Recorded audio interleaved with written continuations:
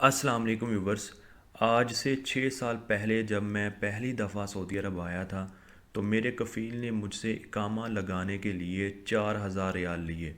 तब मुझे 4,000 रियाल एक बहुत बड़ी रकम लगती थी और मैं परेशान भी रहता था कि इकामा इतना महंगा है सऊदी अरब में।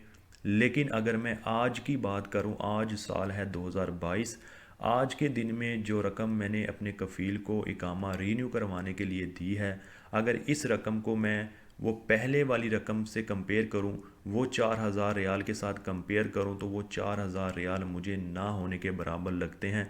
वो 4,000 रियाल मुझे रकम ही नहीं लगी आज की रकम देख के। इतने ज़्यादा पैसे मेरे कफ़ील ने मुझसे लिए, मैं बहुत परेशान हूँ जब से पैसे दे के आया हूँ। लेकिन एक बात मुझे मोटिवेट भी कर रही है, वो कौन सी बात है वो भी आपके साथ शेयर करूँगा एंड पे। तो चलें आइए सबसे पहले देखते हैं कि मेरे कफ़ील ने मुझसे कितने पैसे लिए कामे के लिए। मैं आपको कैलकुलेट करके बताता हूँ कि किस चीज़ के लिए कितने पैसे उसने लिए। चलिए आइए कैलकुलेटर की स्क्रीन पर। सबसे पहले हम बात करते हैं लेवी टैक्स की, यानी कि मकतब अमल फ़ीस। तो मकतब अमल फ़ीस थी 9,800 रियाल। 9,800 रियाल ये हो गए। और कफ़ालत 750 रियाल पर मंथ के हिसाब से एक साल की 9,000 रियाल कफ़ालत ली है मेरे कफ़ील ने। तो 9,000 रियाल ये ऐड कर लेते हैं।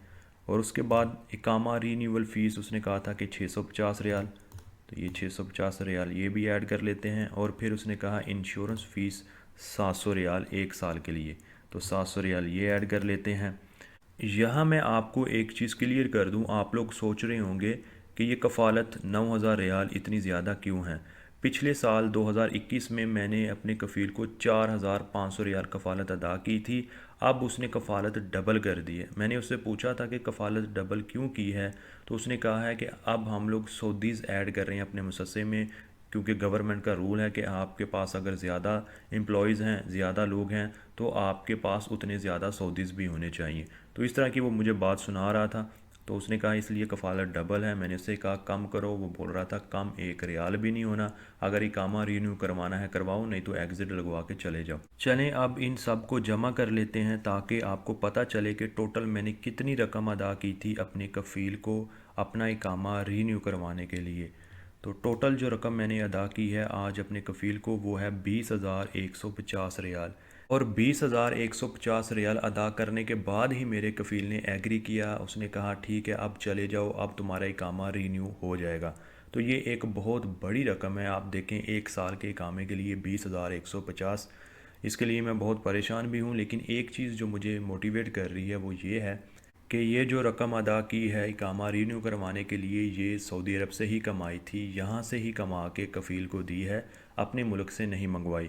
लेकिन ये अब बहुत बड़ी रकम हो गई है कि इसको अदा करना बहुत मुश्किल है। जितनी भी मेहनत करें साल के एंड पर 20,000 रियाल जमा करना एक बहुत बड़ा चैलेंज है।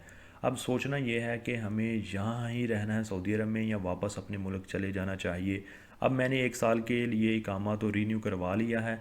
अब एक साल के अंदर अंदर सोचूंगा समझूंगा, इसके ऊपर फ़ैसला लूँगा कि किसी अच्छी सी कंपनी में ट्रांसफ़र ले लूँ या वापस अपने मुल्क चला जाऊँ।